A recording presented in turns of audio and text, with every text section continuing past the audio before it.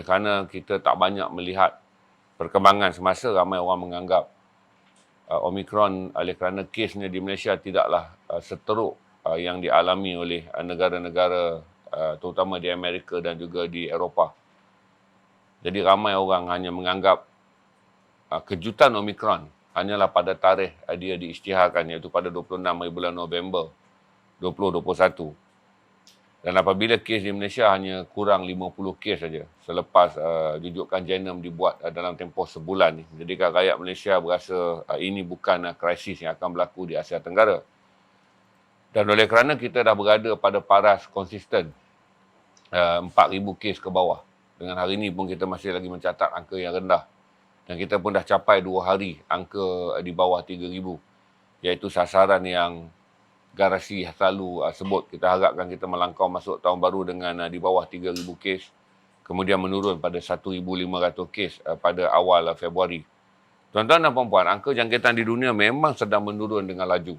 Tetapi pada waktu yang sama, ada komplikasi dia. Di mana angka jangkitan di Amerika dan angka jangkitan di Eropah mencanak naik. Jadi hari ini yang kita akan bincangkan, krisis yang kritikal di Amerika yang kini diperdebatkan. Dan semalam, Bill Gates menaikkan status yang saya rasa banyak akan memandu masyarakat dunia untuk melihat. Kerana Bill Gates dilihat sebagai seorang yang mempunyai banyak sumber maklumat. Kerana beliau memiliki yayasan Bill Gates dan salah satu daripada integrasi yayasannya selain daripada mengembangkan teknologi kepada negara-negara miskin untuk mendapat akses, salah satu adalah minat beliau yang sangat ekstrim adalah kepada kajian kesihatan. Tuan-tuan dan puan-puan, Amerika semalam mencapai 182,000 kes jangkitan baru sehari. Setiap 24 jam daripada mula saya lapor dulu apabila Amerika panik, 2 minggu sudah kesnya hanya 128,000. Apabila Amerika makin panik, kesnya hanyalah 142,000. Sekarang Amerika berada dalam tahap jangkitan tertinggi, tahap jangkitan untuk menuju puncak tertinggi, iaitu 184,000 kes sehari. Dan lebih membimbangkan, kadar kematian di Amerika juga meningkat. Nah, itu yang kita akan bincang hari ini. Apakah Amerika akan menuju 1 juta kematian? Kalau berdasarkan data angka kematian yang ada sekarang dan juga data yang menunjukkan Amerika akan berada dalam belenggu Omicron selama 3 bulan, iaitu hanya dijangka berakhir pada hujung bulan Mac berdasarkan cuaca sejuk, dan varian ini sangat aktif pada cuaca sejuk. Amerika sekarang 800 hingga ke hari ini, angka kematian di Amerika adalah 825,000 orang. Dengan 52 juta lebih telah dijangkiti wabak ni dalam tempoh 24 bulan genap kalau kita ukur ketika virus ini mula agresif di China pada Disember, berarti Amerika telah melalui bulan yang ke-24 dari segi rekod COVID-19 ketika ia mula dikenal pasti. Berarti dalam tempoh 24 bulan, Amerika mencapai 825,000 kematian sampai setakat hari ini. Dengan 52 juta penduduknya dijangkiti. Tapi tuan-tuan, data baru telah menunjukkan kes kematian Amerika meningkat dari masa ke semasa. Minggu lepas saya laporkan pada saudara, angka kematiannya secara purata adalah 1,288 kes. Tapi hari ini kalau anda tengok data baru yang dikeluarkan pukul 3 pagi waktu Malaysia semalam, angka jangkitannya adalah 1,421 kes sehari. Sehari kalau kita ambil purata dengan kenyataan bahawa Omicron akan mengganas dalam tempoh 3 bulan lagi. Dengan purata saya ambil 1,300 kematian sehari. Berarti Amerika akan boleh mencapai 40,000 kematian sebulan. Kali dengan 3 dia ada 120,000. Kematian. Berarti dicampur dengan kematian yang ada sekarang, 825,000 kematian. Amerika boleh mencapai 965,000 kematian pada penghujung bulan Mac. Sekiranya lonjakan kes luar biasa, di mana lonjakan dijangka berlaku seminggu selepas perayaan Christmas, adalah tidak mustahil. Amerika pada awal April boleh mencapai angka kematian 1 juta orang. Menjadikan satu-satu negara di dunia yang melepasi angka 1 juta. Kadar bandingan yang paling dekat dengan Amerika adalah India yang menerima 34 juta kes jangkitan tetapi dengan angka kematian hanya 400,000 orang. Jadi India nampak gaya memang sangat menurun. India tidak lagi disenaraikan berada dalam keadaan yang sangat kritikal bagi jangkitan Omicron kerana kesnya kini telah pun menurun. Saudara jangan lupa saudara Malaysia kalau dulu waktu saya mula stream, Malaysia berada di 100 lebih. Ketika tahun 2 tahun sudah, ketika bulan Mac kita mula stream isu COVID ni.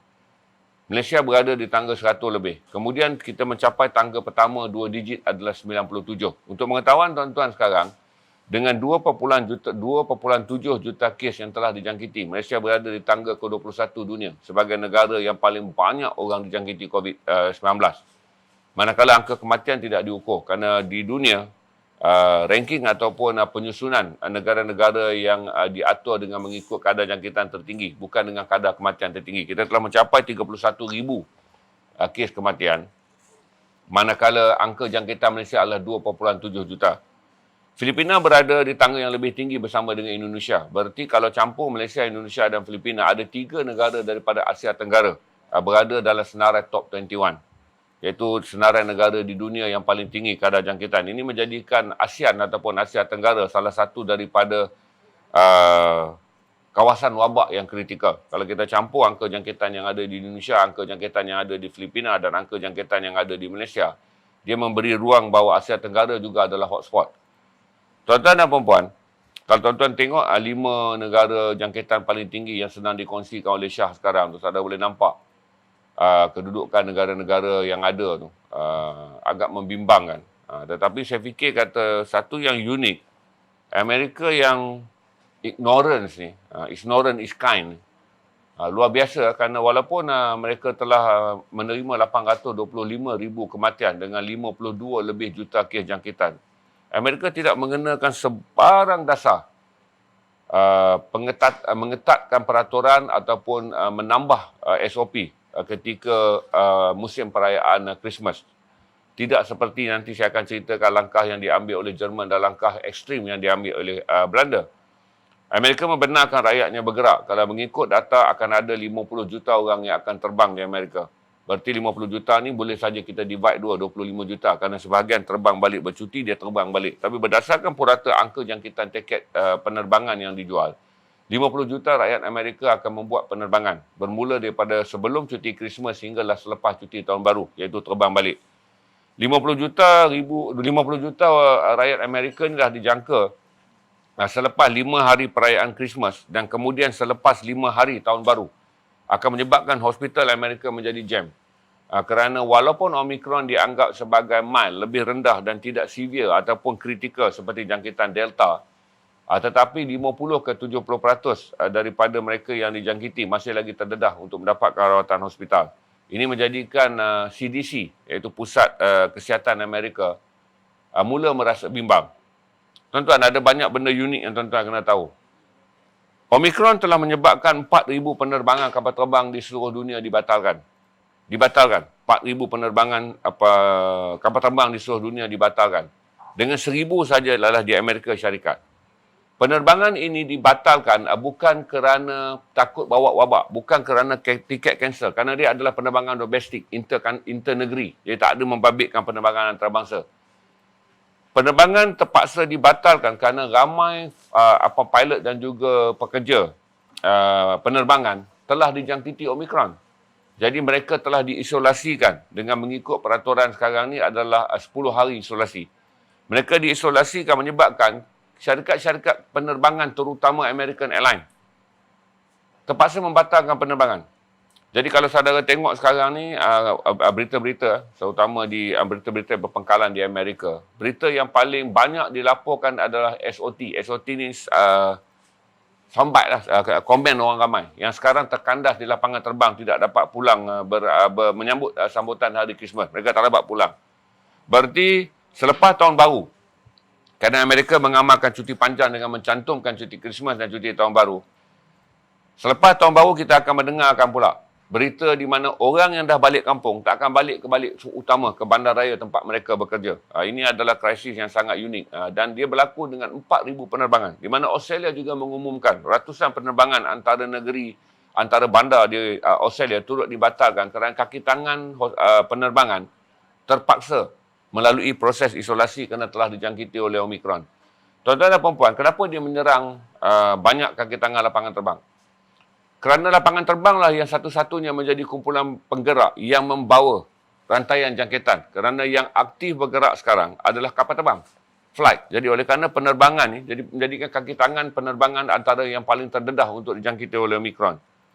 Jadi ini memberi gambaran bahawa setiap kali rantaian komunikasi ataupun rantaian sosial dibuka, maka dialah yang menjadi penggerak kepada jangkitan.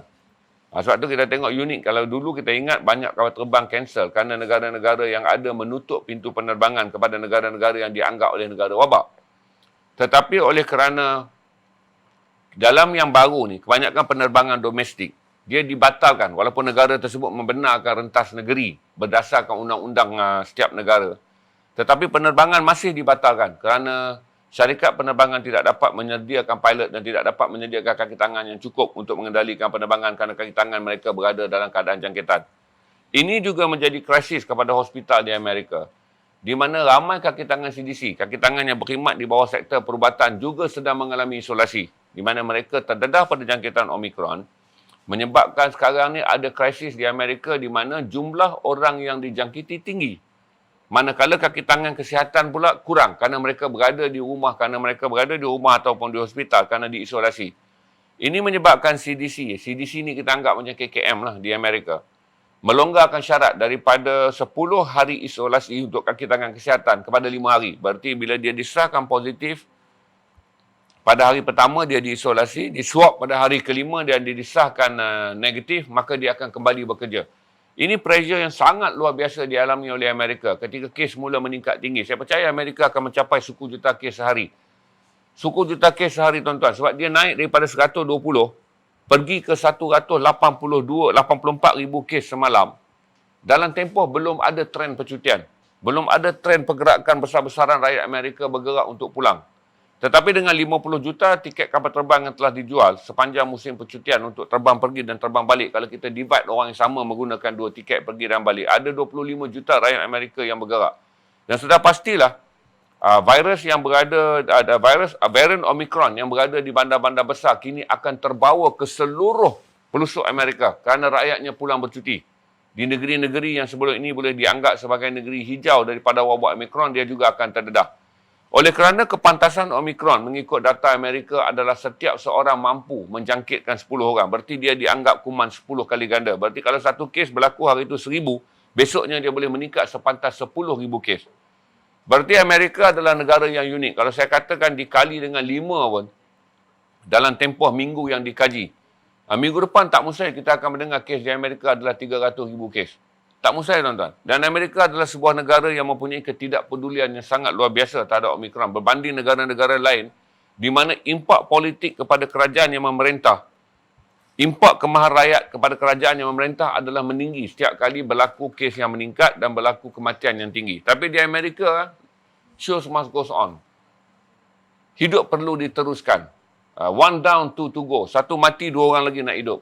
Sebab itu kalau kita lihat, tiada dasar dibuat walaupun Amerika mempunyai 52 juta jangkitan. Berarti kalau dibahagi dengan rakyatnya yang hanya 326 juta, tuan-tuan. 5 kali 6, berarti 15% rakyat Amerika telah dijangkiti oleh COVID-19. Dan saya beritahu pada saya dengan 825,000, kalau kita kekal pada kiraan purata 1,300 orang meninggal setiap hari. Sebab sekarang angkanya adalah 1,288 dan menuju 1,421. Iaitu 1,421 hingga semalam. Kalau ambil purata je tuan-tuan, 39,000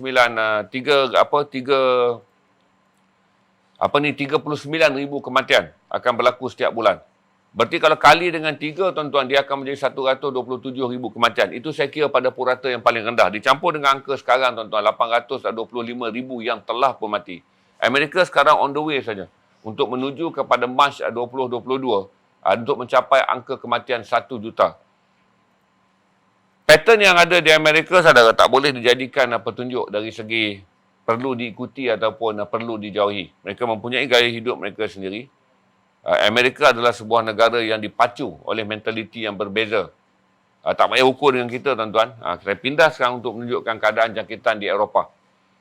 Tuan-tuan tahu tak ketika Itali, Jerman dan juga United Kingdom mengalami angka jangkitan yang tinggi. Saya pernah cerita pada saudara apabila datang bulan April, bulan Ogos 2020 menuju kepada April 2021 bila jangkitan memuncak. di mana Itali pada satu masa mengekalkan dasar hanya mereka yang berusia 80 tahun ke bawah akan dirawat. Berarti terlampau banyak orang datang, tempat rawatan tak cukup, hospital padat. Itali membuat keputusan mewujudkan kemah putih, white tent tu, di mana orang yang umur 80 tahun terus saja dihantar ke kemah putih, tidak dirawat dan dibiarkan mati. Kerana pada waktu itu Itali menganggap bahawa menyelamatkan mereka yang berusia muda, yang mempunyai potensi hidup yang lebih panjang adalah lebih penting daripada menyelamatkan warga tua yang kritikal, sukar dirawat dan lebih terdedah kepada kegagalan untuk diberikan peluang hidup. Kemudian Itali mengubah dasar yang sama dengan menurunkan pada kadar 65 tahun. Berarti orang sampai 65 tahun sehari umur dia akan dihantar ke kemah putih dan tidak diberi sebarang rawatan kerana kekurangan ventilator dan kekurangan bilik ICU.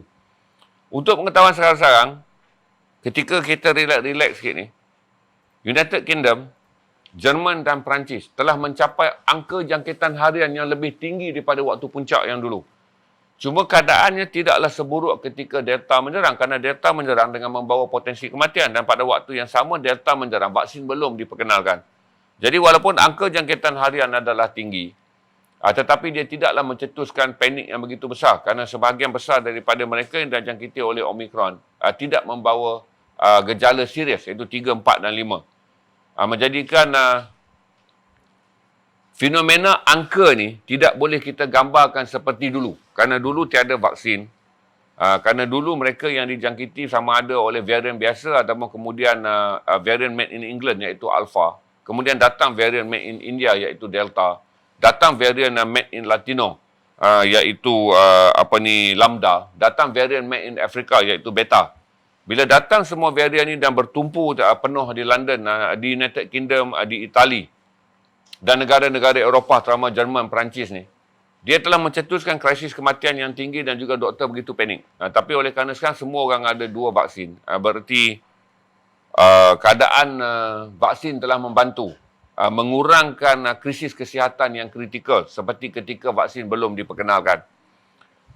Amerika berada dalam keadaan yang lebih baik, tuan-tuan. Untuk pengetahuan tuan-tuan, Pfizer telah mengeluarkan pil antibody. Telah pun diluluskan, 2 jenis pil antibody telah diluluskan di Amerika. Mereka menjadi negara pertama yang menggunakan pil antibody. Berarti begini, tuan-tuan, selain kita ambil vaksin, sekarang ni kita divaksin, kita masuk hospital. Okey? Di Amerika sekarang, orang yang telah divaksin masuk di hospital, Pfizer telah menghasilkan pil antibody, iaitu mereka diberi ubat pula. Jadi ini pertama kali kita akan menunggu laporan daripada Amerika sejauh mana pil perubatan yang dikeluarkan sebagai pil antibody untuk membantu pesakit yang telah pun diserang. Dulu vaksin tak boleh disuntik kepada orang yang telah diserang, tapi sekarang ni pil antibody akan dibagi pada mereka yang telah pun diserang oleh COVID-19 di bawah Omicron, Delta atau apa pun. Kita tunggu resultnya kerana FDA ataupun bahagian kawalan dadah Amerika yang mengendalikan semua jenis ubat ni telah mengeluarkan kelulusan penggunaan 2 jenis pil. Saya cuma ingat je nama Pfizer, satu lagi brand. Brand ni brand baru. Dia tak terlibat dengan penghasilan vaksin tapi dia berjaya mendapat kelulusan FDA bagi antibody, iaitu merawat mereka yang telah pun diserang sama ada oleh Omicron ataupun oleh Delta. Untuk pengetahuan saudara, angka jangkitan di Eropah telah menjadi begitu tinggi menyebabkan Belanda yang berada dalam keadaan yang paling stres kerana Belanda masih lagi melaksanakan perintah berkurung penuh. Saya tak tahu, nanti saya akan cerita impak ekonomi kerana Belanda belum lagi mengeluarkan laporan impak ekonomi. Tapi Belanda berada dalam perintah berkurung penuh termasuk pada hari Christmas. Video yang datang daripada Rotterdam, Amsterdam dan perkampungan-perkampungan di sana. Dalam begitu banyak video yang ditunjuk, tuan-tuan, dia nak tunjuk tu, saya cuma nampak seorang lelaki yang mengayuh basikal dalam keadaan kelang kabut. Kamera wartawan tu hanya merakamkan di jalan raya gambar seorang lelaki sedang mengayuh basikal dalam keadaan kelang kabut. Lelaki tu bukan pegawai penguatkuasa, bukan apa, dia adalah orang awam. Berarti sunyi Belanda bagi pada sambutan Christmas tahun ini kerana perintah berkurung yang telah pun dilaksanakan sejak sebulan lalu dikuatkuasakan merentas pintu Christmas. Manakala di England, walaupun Parlimen telah meluluskan usul membenarkan Perdana Menteri pada bila-bila masa menghentikan semua aktiviti iaitu menutup bar, menutup restoran, menutup atau menghadkan aktiviti sosial, terutama bola sepak. Tapi semalam Boxing Day, tuan-tuan, jumlah penonton datang semua seperti biasa, tak ada masalah. Berarti London belum menguatkuasakannya. London hanya menguatkuasakan 1 daripada 4 ni. Jadi berarti tutup restoran London tak buat, tutup bar Kerana restoran dan bar dua benda berbeza. Restoran tempat makan, bar adalah tempat menjual minuman keras. Tak dia buat. Dan dia juga tidak melaksanakan langkah untuk mengecilkan ataupun mengharamkan terus dalam bentuk perhimpunan sosial. Dia tak buat. Dia cuma buat langkah yang keempat yang telah dibenarkan oleh Parlimen, iaitu usul mewajibkan semua pekerja kesihatan divaksin. Berarti di United Kingdom, pekerja kesihatan akan kehilangan pekerjaan atau mereka yang berada dalam barisan depan akan kehilangan pekerjaan sekiranya tidak divaksin. Kadar pemvaksinan di United Kingdom kini mencapai 70%. Kadar daripada 67 juta penduduk dia, itu sekali ganda lebih tinggi daripada Malaysia. Kadar pemvaksinan di Jerman juga berada pada 70%. Kadar pemvaksinan di Amerika sampai semalam pula tak meningkat. Saya dah beritahu pada tuan-tuan, waktu saya stream minggu pertama tu, kadar pemvaksinannya adalah 61.4%. Kemudian naik 61.5%. Kemudian naik 61.7%. 61.7% tidak bergerak selama 2 hari. Walaupun wujud gelombang mereka yang pergi mendapatkan vaksin bagi suntikan pertama. Apabila Omicron datang melanda dan Amerika tahu, mereka tak boleh lagi berada dalam kedegilan. Daripada 200 juta orang yang telah pun lengkap divaksin, ada 37 juta orang yang menyertai pemvaksinan dos pertama. Tapi oleh kerana sela waktu, 37 orang ni belum lagi mendapat dos kedua. Jadi kita terpaksa menantikan sela waktu yang tinggi 14 hari ke 21 hari tu untuk melihat angka 61% di Amerika ni mungkin boleh mencapai hingga 67 ataupun 68% mereka yang telah divaksin. Malaysia setakat ini telah mencapai hampir 79%. Pemvaksinan dewasa sangat luar biasa, 98.8%. Pemvaksinan mereka yang belajar yang berusia 12 hingga 17 tahun bagi yang telah menerima satu dos telah mencapai 90 lebih peratus. Berarti kita sedang menuju kepada langkah untuk sekurang-kurangnya 26 juta rakyat Malaysia telah divaksin daripada total 33 juta rakyat Malaysia, 33.4 kalau mengikut perangkaan baru. Dan kita sedang menanti booster. Saya cerita kepada saudara, visual-visual yang menarik dalam perayaan Christmas di Amerika dan juga di United Kingdom. Saya tak tengok CW, iaitu channel yang daripada Jerman. Tapi semua channel di Amerika dan juga channel di Britain menggambarkan Christmas mereka adalah orang berbaris untuk mendapatkan suntikan vaksin. Menjadikan satu trend bahawa rakyat Amerika mulai sedar kedegilan, keengganan, impaknya telah pun tinggi. Apakah impak yang melanda Amerika? Impak yang melanda Amerika adalah kemelesetan ekonomi. Untuk pertama kali, tuan-tuan, 3 hari ataupun 4 hari berturut-turut, saya menonton CNN. Kegoncangan ekonomi telah mula dirasakan di Amerika. Ramai pakar-pakar. Semalam dalam interview khas dengan Philip Morgan. Salah seorang penganalisis ekonomi daripada Philip Morgan memberi gambaran bahawa bagaimana ekonomi Amerika berada dalam keadaan gelembung yang tidak sihat. Amerika juga melanjutkan tempoh pembayaran balik pelajar-pelajar dia. Kerana pelajar-pelajar yang lulus daripada universiti, yang meminjam kewangan untuk melanjutkan pelajaran, dipanggil macam kita PTPTN tu. Pelajar ataupun siswa Amerika yang telah pun graduate ataupun telah menjadi graduan daripada universiti dan berhutang dengan tabung ni, dilanjutkan tempohnya. Patutnya mereka kembali membayar pada bulan Februari 2022. Semalam Fed telah melanjutkan pembayarannya ditunggak hingga Mei.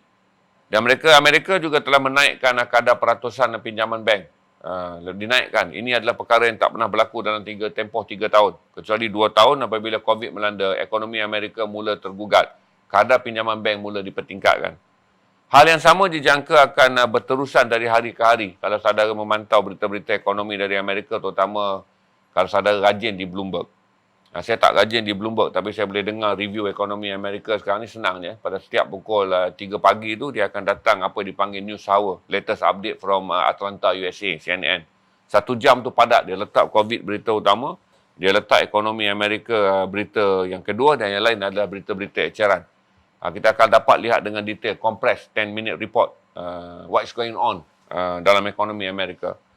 Dan kita boleh bayangkan, tuan-tuan, bahawa Amerika juga berada di pintu pada bila-bila masa mereka boleh collapse. Mereka menyusun banyak strategi, tapi saya tak dengar lagi strategi mengenai pakej rancangan. Kerana bil kewangan yang cuba diluluskan oleh Presiden Joe Biden, kali ini dijangka tidak akan mendapat sokongan, termasuk rakan-rakannya daripada Demokrat. Berarti Biden kemungkinan kembali menjadi a lonely man di Kongres apabila beliau cuba membentangkan bil kewangan bagi tahun 2022. Amerika ni, tuan-tuan, dia aneh, tuan-tuan. Dia tak seteruk macam kita. Kita tak pernah tuan-tuan penjawat awam tidak mendapat gaji apabila belanjawan dihalang. Di Amerika ada ketikanya. Telah berlaku sejarah apabila belanjawan terutama di zaman Trump yang sangat tidak memikirkan kepentingan awam ni. Jadi kali ini dijangka akan ada debat yang sangat luar biasa bagi meluluskan belanjawan Amerika apabila Joe Biden menerima tentangan daripada sekutu-sekutu rapat. Berarti rakan-rakan rapat yang sama berjuang menjadikan Biden presiden. Tetapi kini telah menyatakan secara terbuka mereka tidak akan bersama dengan Joe Biden dalam pelaksanaan belanjawan kerana mereka melihat ada banyak benda yang berbahaya kepada ekonomi Amerika yang mungkin menjadi dasar dalam bil ataupun rang undang-undang bajet yang akan dibentangkan oleh Joe Biden. Saya update tu ajalah saudara. Untuk saudara melihat globally di mana angka jangkitan COVID-19 di seluruh dunia telah menurun. Tetapi di Amerika dan di Eropah dia kembali memuncak dan di Eropah dia lebih buruk daripada angka Delta. Tetapi keadaan ini diselamatkan kerana majoriti, hampir puratanya di Eropah ni 70% negara-negara yang berada dalam Kesatuan Eropah. Negara di Eropah ni ada 53 buah. Tetapi yang menjadi negara anggota Kesatuan Eropah hanya 27.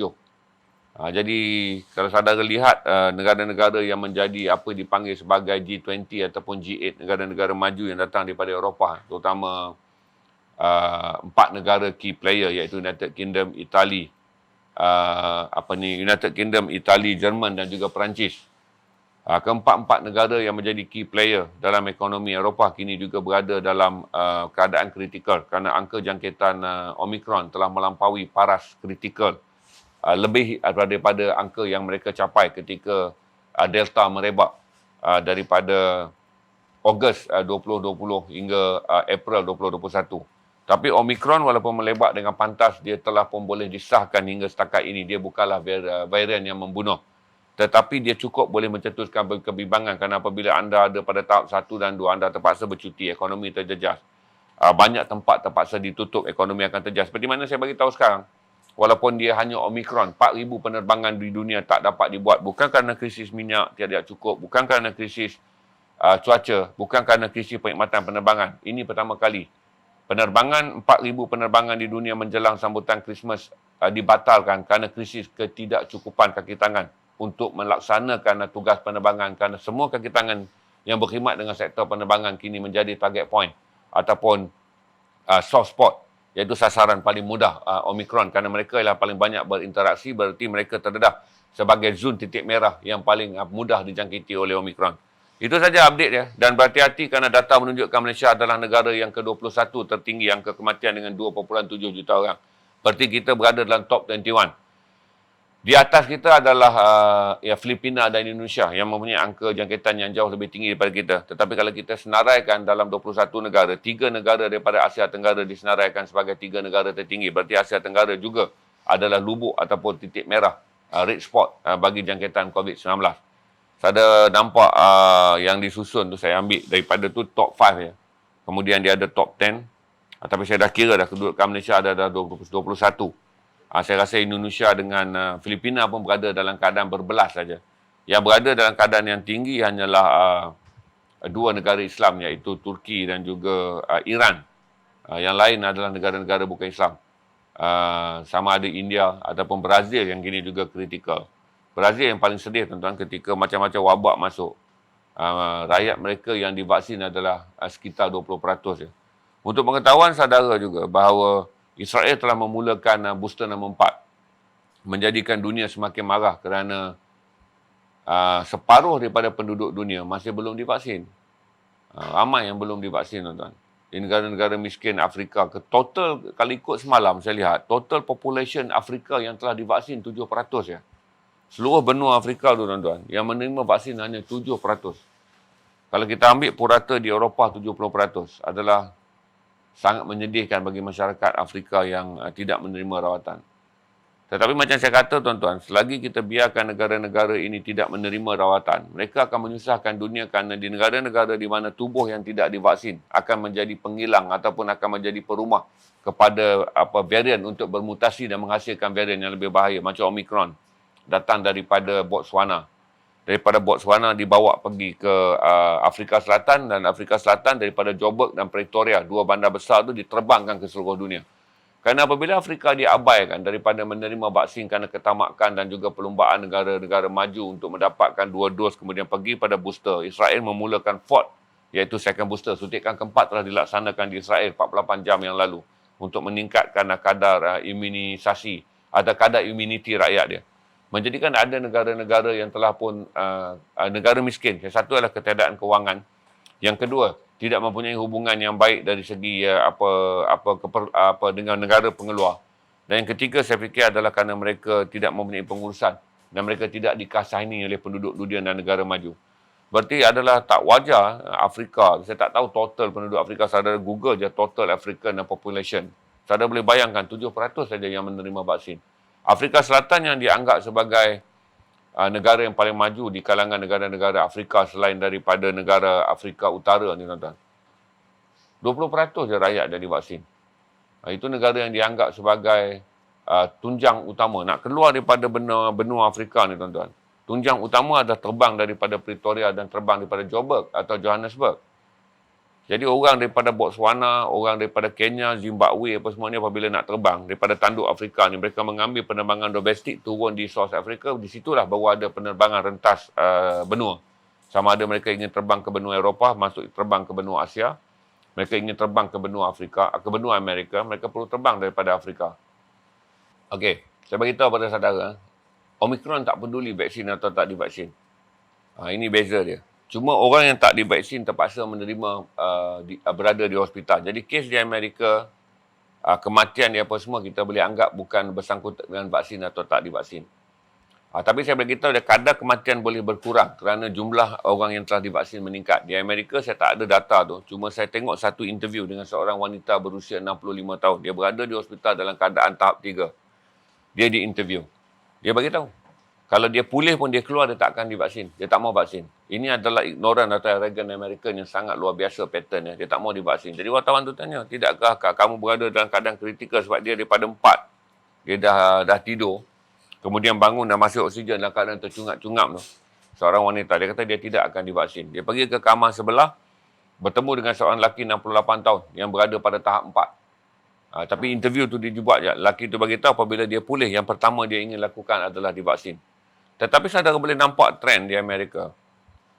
Pemvaksinan tu memang tinggi. Daripada 200 juta saya kata tu. Tiba-tiba ada 37 juta orang mendapat suntikan baru. Cuma angka 61.4 naik 61.5 dan naik 61.7. Kerana 37 juta orang ni tak boleh menyumbang kepada jumlah dos lengkap vaksin. Kerana mereka memerlukan 21 hari sebelum ambil dos kedua. Jadi kita boleh terima bahawa Amerika mungkin telah mencapai 68% kalau diukur pada mereka yang menerima satu dos. Tapi dunia, dia tak nak dengar cerita satu dos. Dunia hanya akan mengambil population lengkap. Kemungkinan dalam tempoh sebulan atau 2 bulan, tuan-tuan. Saya fikir kata ada kemungkinan beberapa negara tanpa mempedulikan arahan WHO akan menerima booster je untuk datang. Saya fikir apabila Omicron melanda, ingat nak cakap saya, mark my word. Saya bukan tukang ramal, tapi walaupun tuan-tuan kata kerap saya cakap benda tu betul. Saya percaya beberapa negara yang terutama menjadi negara Omicron akan mewajibkan mereka yang hanya ada booster saja hadir di negara. Saya jamin tu tuan-tuan. Saya jamin bahawa booster je. Kalau saudara tengok apa yang dilakukan Arab Saudi sendiri kepada mereka yang menerima vaksin Sinovac. Walaupun WHO mengatakan iktiraf semua saja vaksin, tapi Saudi menerima nasihat kesihatan daripada pakar-pakar dia sendiri. Di mana siapa ambil Sinovac, you kena booster Pfizer. Sebab dia tidak menyenaraikan Pfizer sebagai vaksin Sinovac sebagai vaksin yang diiktiraf. Jadi orang yang booster satu Pfizer je kemudiannya. 2+1 booster Pfizer. Berarti saya percaya dalam tempoh terdekat. Saya rasa dalam tempoh terdekat je kita boleh dengar je lah. Saya rasa UK, Itali, Perancis. Sekarang ni UK menutup banyak perjalanan. Walaupun dia baik dengan England tuan-tuan. Tidak ada seorang pun rakyat daripada United Kingdom dibenarkan masuk ke Perancis. Perancis tutup terus pintu dia. Jerman tutup terus pintu dia. Kerana mereka menganggap sekarang varian ini menjadi berbahaya kerana dia disebarkan oleh United Kingdom. Jadi tak dibenarkan masuk. Dan saya percaya beberapa negara yang mengambil langkah ni mula rasa orang yang ada 2 dos kemungkinan. Terutama kalau 2 dos saudara adalah dos yang telah pun habis tempoh matang. Berarti macam saya, kalau saya nak terbang pada sekarang mungkin boleh dipertimbangkan. Tetapi saya fikir kata Apabila 2 dos daripada vaksin utama, sekalipun Pfizer, Moderna, AS, Johnson & Johnson, ataupun saudara ambil AstraZeneca, mana saya ni selepas 6 bulan, saya akan dianggap sebagai berpotensi tinggi untuk menjadi pembawa wabak. Dan saya percaya, selepas ni mereka akan mengatakan bahawa booster adalah wajib. Berarti 3 dos adalah wajib untuk syarat untuk memasuki negara mereka. Walaupun setakat ini WHO mengatakan 2 dah lengkap. Tapi saya percaya sebab apa tuan-tuan? Waktu Omicron melanda dunia, WHO ni lah yang menjadi benda yang aneh yang sukar difahami. Di mana WHO telah mengatakan dunia telah mengambil langkah yang terlampau agresif dengan menghalang semua penerbangan daripada negara Afrika. WHO juga membuat kesilapan dengan mengatakan bahawa Omicron tidaklah perlu ditakuti seperti mana digembar-gemburkan oleh banyak negara yang mula menutup pintu dia daripada penerbangan daripada Afrika. Di mana kita pada 26 hari bulan November selepas Omicron digazetkan, ditukarkan daripada varian 51129 kepada varian Omicron. Kita pun ban 7 penerbangan daripada Afrika. Marah WHO. Tapi hari ini apa yang WHO marah tu telah betul dibuat oleh keputusan-keputusan politik. Di mana ahli-ahli politik yang mengambil keputusan politik untuk menutup negara mereka berjaya dengan melihat kesan daripada yang ditutup pun Omicron kini menjadi wabak yang paling berbahaya dari segi kepantasan jangkitan.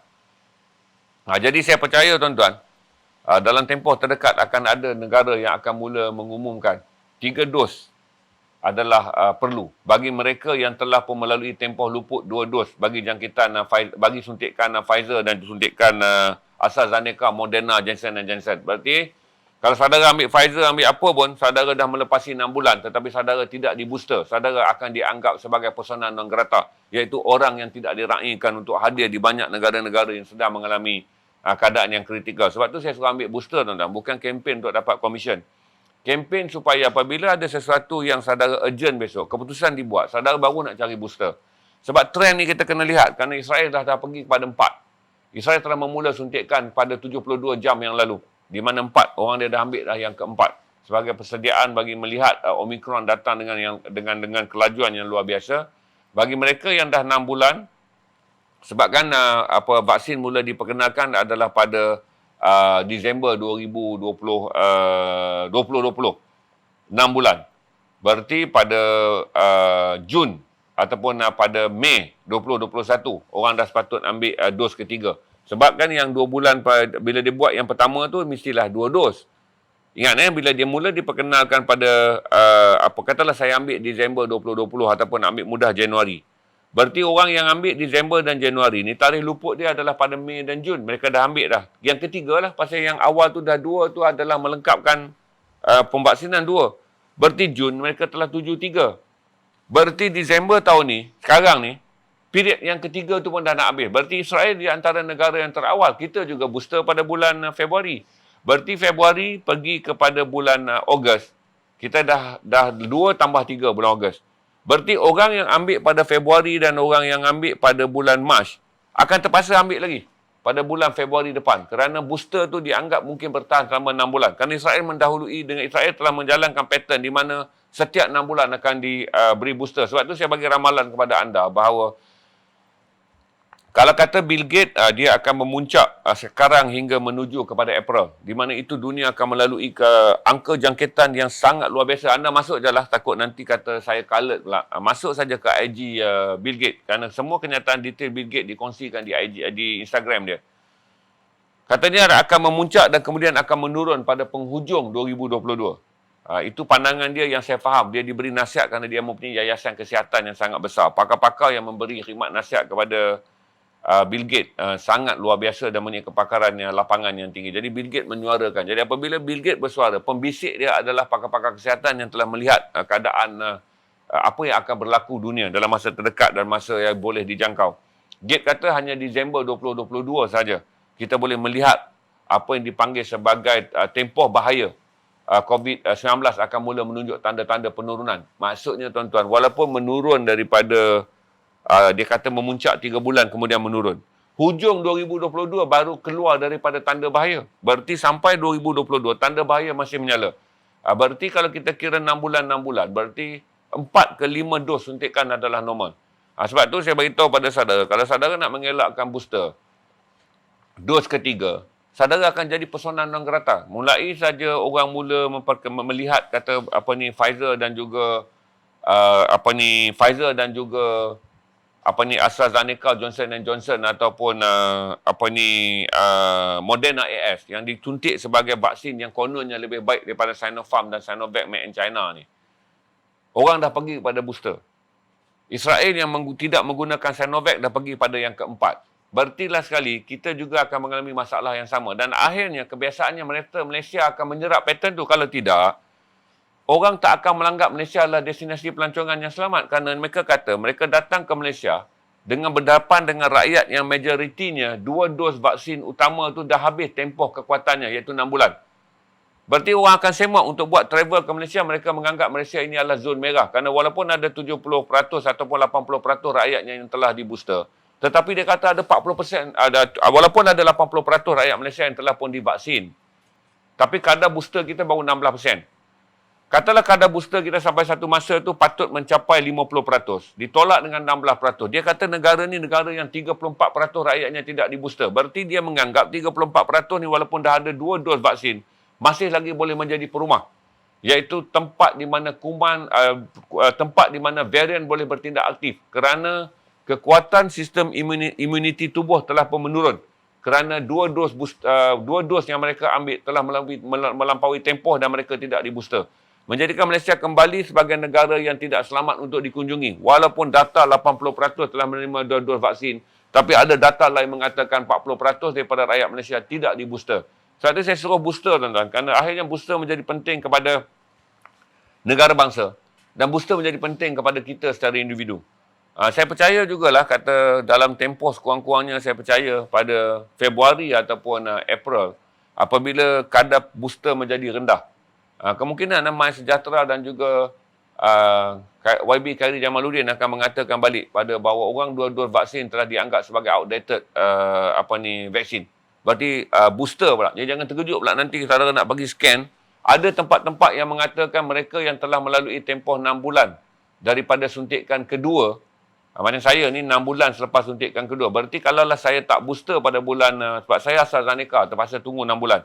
Kalau saya tak booster pada bulan Februari, saya mungkin menjadi non-valued. Orang yang tidak diraihkan, persona non grata. Kerana saya perlu booster untuk membolehkan saya kembali dianggap sebagai orang yang terlindung daripada menjadi pewabak aktif. Jadi sebab tu saya bagi tahu kata booster. Kerana booster bukan lagi setakat option. Masalah kita tuan-tuan, orang Malaysia ni, kita selalu ada satu tempoh di mana kita akan mudah mungut dengan mengata penat dah berjuang. Penat dah, 2 dos nak pergi 3 dos.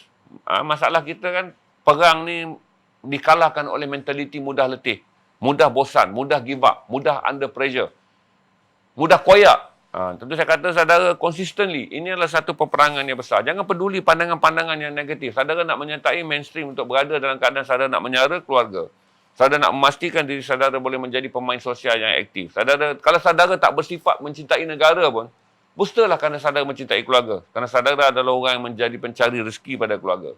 Besok timbul pula tempat-tempat di mana kalau saudara tak di booster, saudara dianggap sebagai persona non grata. Maka syarikat akan downgrade kedudukan saudara kerana dalam perkhidmatan pekerjaan, saudara tak boleh masuk ke syarikat-syarikat korporat besar yang mula mengamalkan hanya booster yang diraihkan.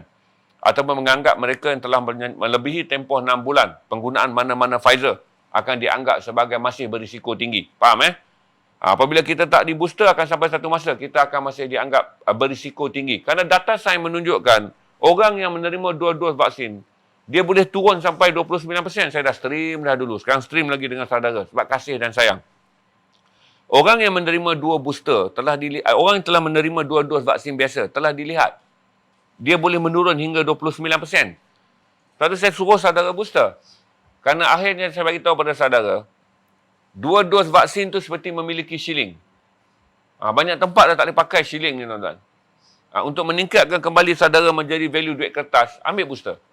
Itu just nasihat saya supaya kita faham bagaimana dunia bergerak. Israel menjadi negara yang pertama akan go 4 booster dan saya percaya Kanada akan melancarkannya bila-bila masa. Kerana Kanada adalah negara yang paling jahat di dunia. Dia menyimpan 70 juta dos vaksin walaupun belum digunakan. Dia dah suntik dah rakyat dia, tuan-tuan, tetapi pemetian dia ada 70 juta dos vaksin yang dia boleh suntik pada bila-bila masa apabila dia nak melancarkan booster. Sekarang dia dah go booster. Saya percaya bila dia go booster, dia ready je. Berarti dia bermula suntikan pada Februari 2021. Kemudian dia pergi booster ke penghujung tahun lepas, dan dia dah go third booster sekarang. Saya jangka pada bulan 2 ataupun bulan 3 tahun depan Kanada akan mengumumkan mereka akan melancarkan vaksin untuk suntikan yang keempat. Percayalah tuan-tuan. Kemudian bila Israel mula tuan-tuan, kita boleh tahu dah rangkaiannya, di mana informasi bergerak adalah di kalangan para pakar dan di kalangan negara yang memainkan peranan utama dalam penguasaan vaksin. Berarti kalau Israel suntik dos yang keempat, kita dah boleh dah. Yang mana booster di Malaysia buatlah. Tak apalah tuan-tuan. Tuan-tuan nak pegang teori, saya ulang sekali lagi lah, ini perniagaan vaksin, perniagaan apa tuan-tuan. Saya bagi tahu kepada tuan-tuan, tidak siapa pun nakkan penyakit ni, kerana dunia akan menuju kemelesetan. Amerika hari ini pertama kali saya tonton news update ataupun news hour tiap 3 pagi. Kalau dulu tuan-tuan, dia sangat penting isu-isu yang sekarang ni apa yang disebut sebagai isu di perang saudara di Ethiopia. Dia sangat prihatin pada isu ethnic Karen. Ethnic Karen ni tuan-tuan langsung tak ada berita di CNN, tak cukup ruang. Kalau saya nak follow apa sedang berlaku di Myanmar, saya kena lari pergi ke Al Jazeera. Sebab Al Jazeera je masih cover perang Myanmar, kerana ethnic Karen telah menerima bantuan daripada negara luar dan memiliki pasukan bersenjata yang complicated. Saya terpaksa tengok daripada Al Jazeera.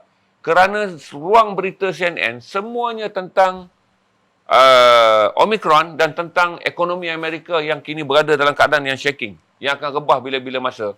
Dan untuk pertama kali, Joe Biden, yang menjadi presiden dengan sokongan padu daripada penyokong Demokrat, tidak mendapat sokongan daripada senator Demokrat untuk bil bagi pembiayaan Amerika untuk tahun 2022. Itu je saya share dengan saudara.